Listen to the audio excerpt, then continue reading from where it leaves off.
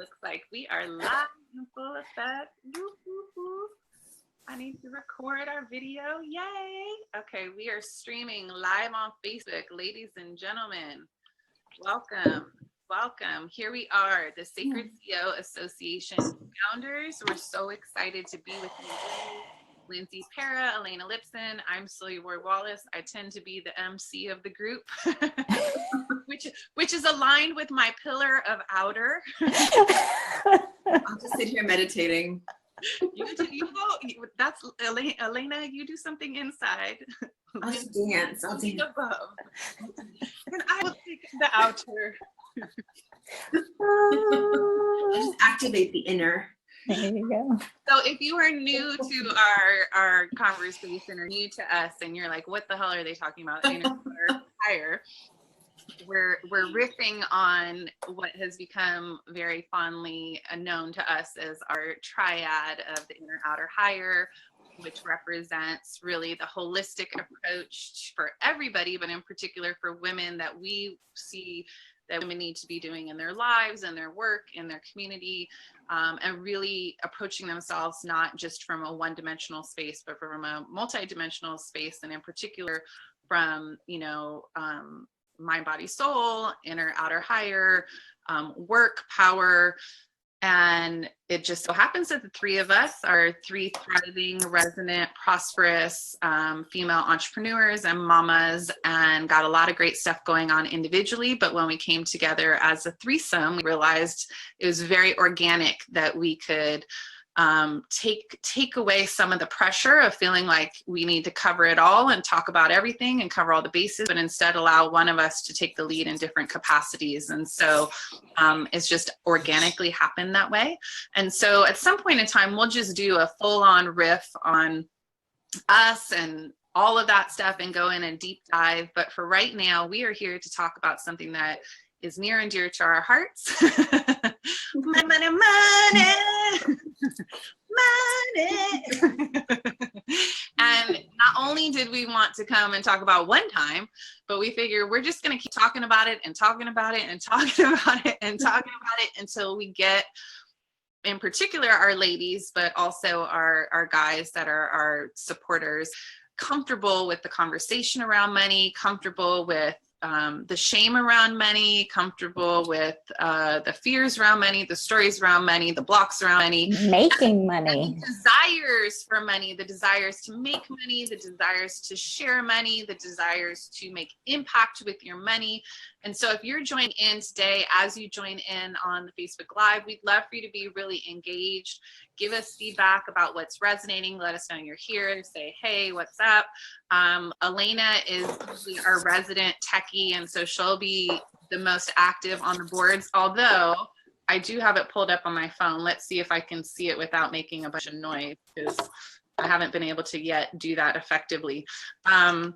So today in particular, our goal is to talk about our money stories. And we think the best way to teach is to teach through our experiences. And so we thought, why not we all three bust out with, a meaty, deep, dark story about money, to really just share how we're seeing in our clients and our communities and our families, how these programs that we take from an early age, and we, they may or not have been ours, but they were put upon us. Or sometimes we consciously do choose them for various reasons, but we then adopt stories that fit us about how, we relate to money, what we can and cannot do with money, what it means to have no money, or what it means to have lots of money, or what it means to be struggling, or what it means to be prosperous. And so, as you can see already in just this introduction, it's very complex. There's lots of layers to it, and it's no secret, or it's not confusing of why so many people would be having challenges with money. And so that's why we got super lit up about creating a whole new body of work in our collaboration around money and empowering people to not only reprogram their subconscious mind and their limiting beliefs about money, but to learn how to handle their money, be responsible with their money, be in the driver's seat with their money, take charge as a sacred CEO boss lady, and then to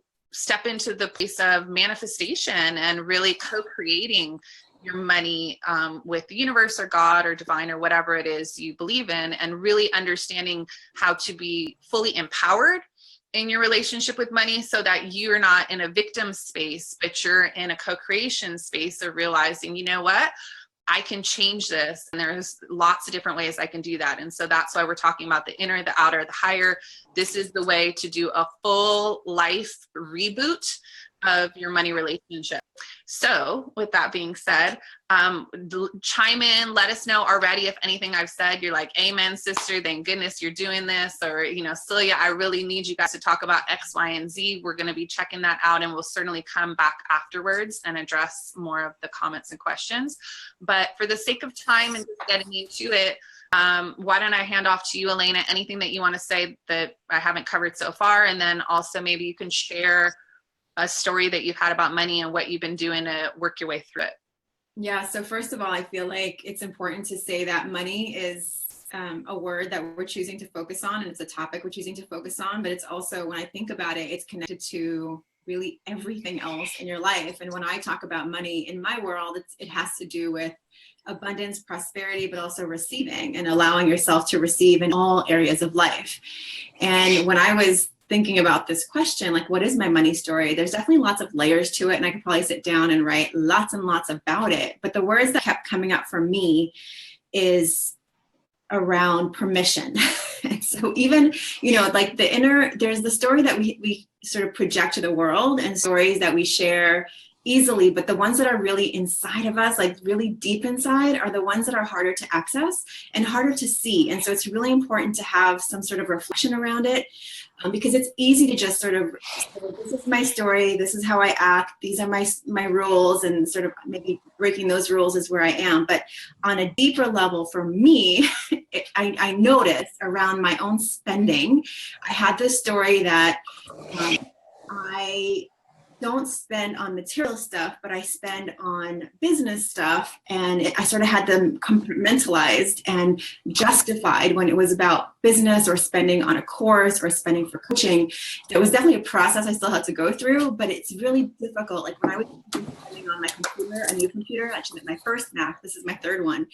I mean, I literally had to have a friend like help me put my finger on the buy it now button, because spending $1,500 in that moment was like, my whole body was like shaking, and I couldn't even understand. I'm like, I have the money, I could spend it, but I had this story around it that I had to sort of justify it or have some sort of permission around it. And so she's like, I'm not pressing that button for you. You got to do it. I'm like, thank you. I get it. And then I pressed it and I felt good. And it was great. It was like that moment. So I realized that I'm compartmentalizing the permissions that I give myself to spend. So when it comes to maybe, you know, taking a vacation or buying those shoes that I want, it's like hell for me sometimes, because I have to sort of go through this process of, you earned it, you got it, you served. It's like, okay, there's money there. And there's a real process around it. In fact, when I was doing one of my photo shoots a couple of years ago, I won the photo shoot. So the photo shoot was free. It was like a $5,000 experience that I had won a scholarship. So I was like, oh my gosh, thank you, universe, for giving me this. Then I had to book a ticket, which was fine. Then I had to book the hotel. And I remember sitting there for like days upon days trying to figure out which hotel room to get. And finally, my husband came and gave me the permission that I needed, right? Like I couldn't even see it for myself. He's like, look, you're deciding between spending, you know, $600 or $1,000. You know, 5 years from now, are you going to remember that $400, or are you going to remember the experience that you had in that really beautiful 5-star hotel? You know, I'm like, such a good point. But that made me think about my actual story. I needed someone to come up to me and give me permission to get it. And so I couldn't give it to myself. So I obviously still have stories that I'm unwinding, even at these levels, you know, because I think, you know, the bigger game you're playing, the bigger the dollars you might be spending and the bigger stories that are coming up. And we as a threesome deal with this, because I have stories and I'm like, guys, I don't know, should we spend this? I'm paying like credit cards and this, and they have to sort of walk me through reflecting back to me, like, what am I not giving myself permission to do? Is there another story attached to it? So, I mean, in full transparency, like there's still stories that I'm unraveling around money for myself. I've definitely gotten better, and I'm trying to break down the compartmentalization, but also be okay with it, because I do have a sense of I do deserve and I do claim my power and I do want to spend on myself. And I do really value when I, choose to mindfully invest in a course and develop myself. That's something I hugely value. Whereas the shoes, whatever. I love shoes, really do. But I would first and foremost buy something that would develop me as a person versus my shoes. So maybe at some point I can sort of switch that a little bit too. But for now, that's you have your super stylish my sister who buys you. Yes, and it's no coincidence because my sister is a little bit of opposite. She's like super stylish, spends money on clothes and shoes and bags, and it's like amazing. And we trigger each other because I have to understand her spending and she has to understand my spending. And there's like this wall between us. So it's no coincidence that we're sisters, but it definitely triggers my sort of evaluation of where I choose to invest my money and where she chooses to, and how we can drop the judgment a little bit. So that's just one of my money stories. I'm sure there's more. If you're like, well, what do you think about your mom or your dad, or how is it in your home? There's lots of layers to it. So really, I think the biggest piece that I take away is it really is around mindset. So regardless of the number you have in your bank account or your credit card or to spend in your wallet, it's all about mindset. And that's sort of where we want to start to unravel this for you and start to help you unpack the perceptions that you have around it and just start noticing them, like when you're spending or not spending and why. And then that's how things start to really shift and expand. And then you're like, oh, okay, this is a story. I can unravel that and it's okay. So permission granted to begin to claim that we all have a money story, and we're here to help you to just be okay with that. I'd love to know in the comments, the ladies and few gents that will be watching, what about Elena's story do they resonate with? Is there anything coming up already, Elena? Yeah, so preaching to the impulse choir, confirmation for Stella, and Sarah saying there's always more layers, and Allison is sort of tapping into her own story saying, what is my money story, which is a great question to even start with. And she's saying it's pretty complex. Lisa's saying, yes, I love it, Elena. And I quote, develop me as a person versus my shoes. Break it down. I feel the same way. Yeah, like it's like what is it that you put value on is going to influence what you choose to spend on, for sure. And you can just sort of look around your life and see where you're choosing to spend. So yeah, lots of people are like, yep, get it. Yeah, so good. Okay, so keep chiming in as we go, guys, and letting us know what's resonating and what's coming up for you. And I think the conversation about the money stories is we're telling you a money story. To think that we only have one would be naive. So, yes, you may be looking at us as your mentors and and we are, in some ways, certain steps ahead on the journey, and I'm sure in other ways, not as far along as you probably are in certain capacities.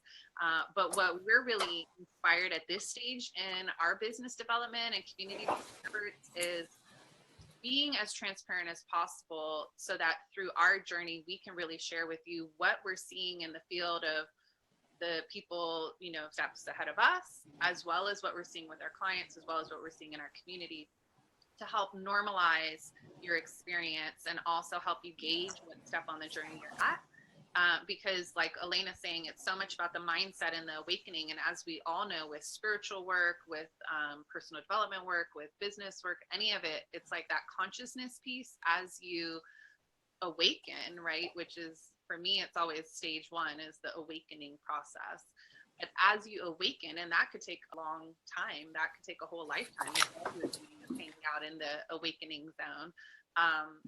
But each little piece, once you do that little bit of work, then it snowballs into the next piece sort of extremely organically. It's like the universe already has the formula, or has the recipe for you. It's just about you claiming that you want to embark on that journey and then taking that first step. And it's like, as you take the first step, then the next thing unveils itself and you keep getting guided. And that's where that consciousness, that awareness, that awakening is so important. And for us in building the Sacred CEO Association, which is all about empowering all women to step into the leadership role in their life and their business and their livelihood. So really every environment, being able to say, what's next for me? How can I take more soulfully aligned action? How can I be more empowered in this situation? And it was really important for us that it was for really all women, but in particular working women of all spectrums, because not everybody's an influencer and has done 20 years of personal, professional, spiritual development. So if you are listening in and you're at the beginning stages of all of this, I just really wanted to speak to you, which I think for me is where my heart often lies, is with my sisters who are just starting off on the path in so many ways. And whether it's money or spirituality or trauma work, right? It's like sometimes you get activated at these early stages and it can feel like a tsunami of emotion and it can break you wide open. And so some of the stuff we're talking about for some may be advanced, but for some it's exactly what they need. And so I just invite you to pull the gems in from the different stages that you're at. And for me, in terms of my money story, I think relates to what I've already been sharing to some degree.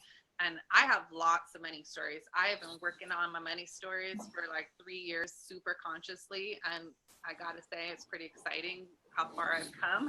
And that's why the three of us have decided to have one of our core offerings be Money Magic Now, which is an amazing foundational training for money, which we'll tell you more about at the end of the live stream. But it's exciting because we've all been doing this work and we're starting to see the magic happen for ourselves and as well as our communities. And now it's like, ooh, we want to share it. We want to share it. We want to get it out there. So all that to be said, for me, I think I mentioned on one of our previous live streams that when I did one of my most recent trainings and I talked about the money topic of as the training, that was one of the most engaged trainings I ever had. And what we were talking about primarily on that one was about even if you're aspiring, you're just sort of trying to find your purpose, or if you're an entrepreneur, or if you're in an influencer leader space, if you consider yourself a spiritual entrepreneur or an awakened entrepreneur or a soulful entrepreneur, heart-centered, right? We have all these different titles, but you get the gist. If you're someone who's, connected with God and spirit day in and day out of your life and desires to build a business based out of your purpose on the planet, it can feel very heavy. At the same time, the responsibility and burden that you carry to be a beacon of light and truth and all that is, aligned with, I don't want to say pureness, but you know what I mean? Like you have to be like for me, I hold the standard of myself of being a beacon of truth, of being fair, of being equitable, of standing for justice, of standing for equality, of wanting to make a difference, wanting my life to matter, right? And so the women that generally are drawn to me are women that have that really strong inner calling of, even if I don't know why I'm on the planet yet, I know that I believe in justice for all people and I want to be a part of something good on the planet. And then if they're entrepreneurs, they want to create businesses that, yes, make money, but also make a difference in the world. And so what I see time and time again is these spiritual entrepreneurs, including myself, have lots of stories about money does not equal success, and that, that money and success are on the spectrum of the bad side, because the examples, or happiness, right? It does not, they have their pillars of like, over here are all the things that I want to have, abundance, right? We use the term abundance, but yet when we want to actually say cash flow or, financial abundance, we have some inner dialogue or inner trigger with that. But we have this whole thing over here of, I want to be fulfilled.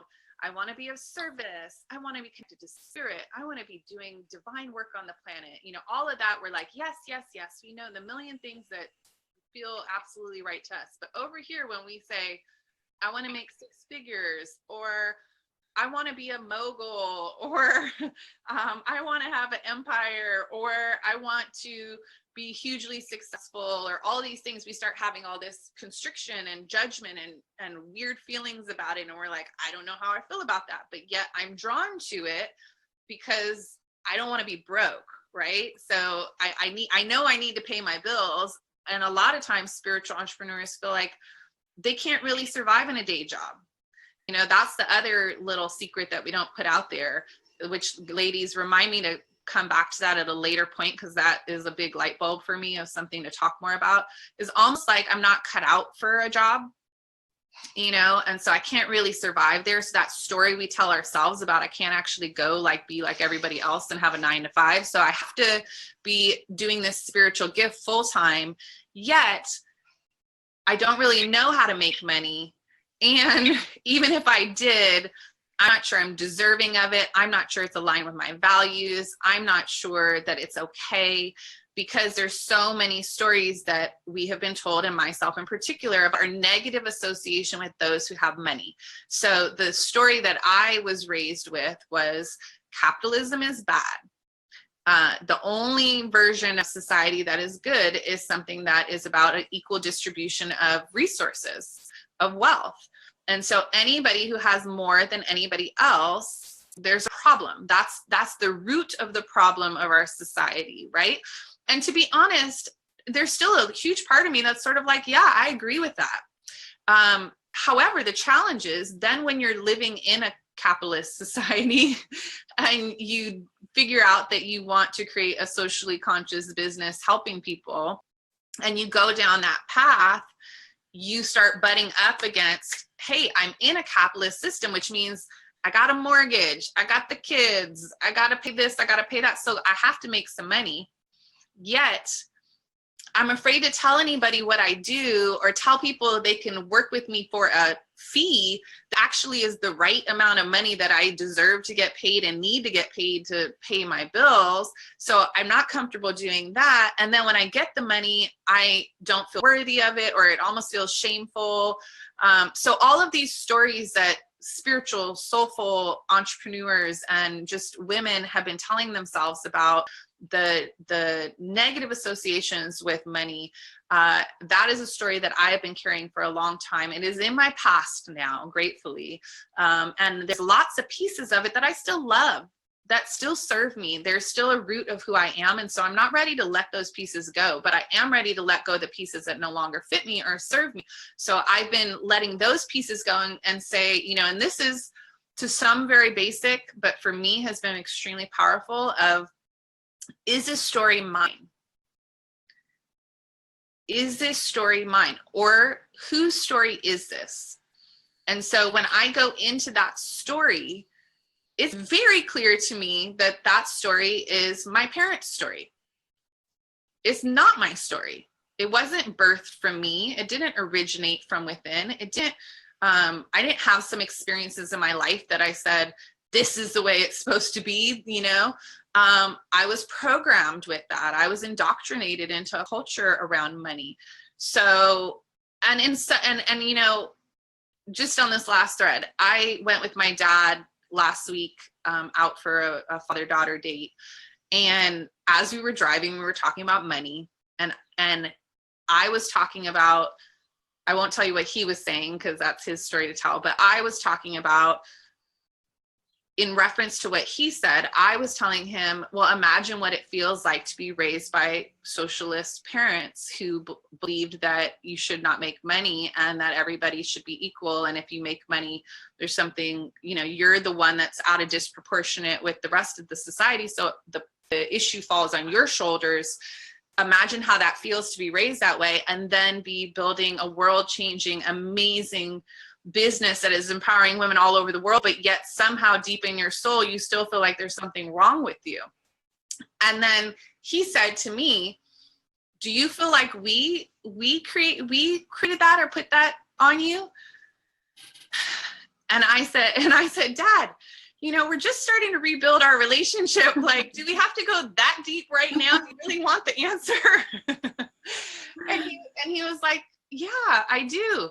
I was like, okay, well, yes. Yes, I do feel 100%. That's from you guys. But what I told him also was, but I wouldn't change it for the world. I wouldn't change it for me in particular. I wouldn't change that because all of the good of what I got in terms of my parents' values and their worldview and how it's made me unique in who I am now is perfect. And then I can tell those stories and so many people identify with them. So I would love to know in the chat if anything that I said resonated with you, what you're like, yes, I'm with you, or oh my God, I didn't know that about you, or if this is helpful at all. And that piece of looking at the story and saying, is this my story? Whose story is this? And separating out the pieces that are yours and how much are somebody else's. So now I'm going to hand off to Lindsay to do her spiel. Tell us about your, I'm meeting you. Tell us about your story, Lindsay.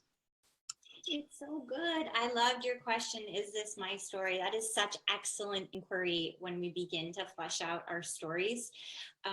Money, as many of you know, has been one of the core topics and conversation points within the Mystic Society from the very beginning. And getting to the heart of questions just like that is the threshold to really identifying where you sit with money, what your relationship is, and where you want it to go. I love talking about the spiritual side of money, and I just want to bring it full circle to this conversation and say part of why we're having this conversation right now is because it's coming through the ethers to talk about it, because it's on everybody's tongue, because we're hearing it in all of our communities, because it is the number one intention of so many of our clients and so many in our business community. And that is because the spiritual and the tangible, tactical sides of money are not mutually exclusive, as we talked about in the call where we talked about the inner, outer, higher of money. When I look at the power and the potency of stories, not only is it important to begin to identify with your own personal story, but it's important to begin to see the ways in which our stories are also connected to our ancestral patterns and also mythology of deep ingrained patterns and cultural stories, geographic stories, traumatic stories. All of these become ingrained as part of our cultural story around money, of our ancestral story about money. And those patterns are just as deep, if not more so, and just as profound. And they're part of how we identify with each other. You notice a girlfriend across the room who has a similar money experience or story to you. You also notice those who have different ones, and there's curiosity around that. For me personally, I just shared in depth a little bit of one piece that felt super relevant recently around my money story when we were doing the Unlocking Miracles Challenge. And that was that I identified through a playlist actually that I was listening to some of my childhood patterning. And it was listening to some of my favorite songs from when I was a little girl. And I was remembering in the moment as I listened to the playlist, how I would be in the garage with my dad and he'd be working on something and we'd be listening to these old 60s and 70s tunes. And it was with my adult lens now that I thought every single one of these songs reinforces the idea that you cannot have money and love at the same time. Can't Buy Me Love or Forever in Blue Jeans. Like, these are songs that really spoke to my dad's ethos. Now, interestingly, my parents divorced when I was very little. I wasn't a part of any tumultuous times because really by the time I had formidable memories at ages 3 and 4, my parents had already found their forever partners. But ingrained in that was the reality that their marriage actually separated because of one of the most common reasons relationships do end, which is money. They had deeply different philosophies about money. One really looked at money a certain way in terms of spending, enjoying, living in the moment, and the other was really geared on saving and pooling and long-term stability. And those two together, they couldn't figure out a way to mesh. Interestingly enough, those two money stories integrate in one person. As a child, we get both our parents' money stories. So for me, unraveling my money story had a lot to do with identifying exactly what Celia said. What's mine? What's not mine? What's my mom's? What's my dad's? Who was I trying to be more like? Or who did I not want to be like? And how did that show up? One of my favorite things to do in the Mystics is to invite people to look at those patterns, to look at those stories, and then look at the mindset pieces that they want to release. Because what you release ultimately impacts how you vibrate personally, what you're vibrating, what your frequency is, and that influences what you attract, what you make, also what you keep and what you can pool. I have 11 money mantras or affirmations that I use for myself and with my clients, and I can share those later in this group or in this chat. But I can just read a couple. I am valuable and worthy of money. I am calm, grounded, connected, surrounded by love, abundant, and happy. I love ones that are more playful, like I make and pool lots of money.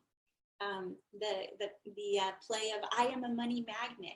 Whatever you can find that you can grant yourself permission to be true, that feels like a fun edge and that helps you shift your story about money will help you ultimately shift your relationship to money, and that's where it starts to really get good. That is so good. Oh my God. I love the mantras. And I think we should include those as a bonus in the Money Magic Now training. Yeah. Elena, can you maybe go through any feedback we're getting in the chat and then tell people about the opportunity to work with us further on this awesome money topic?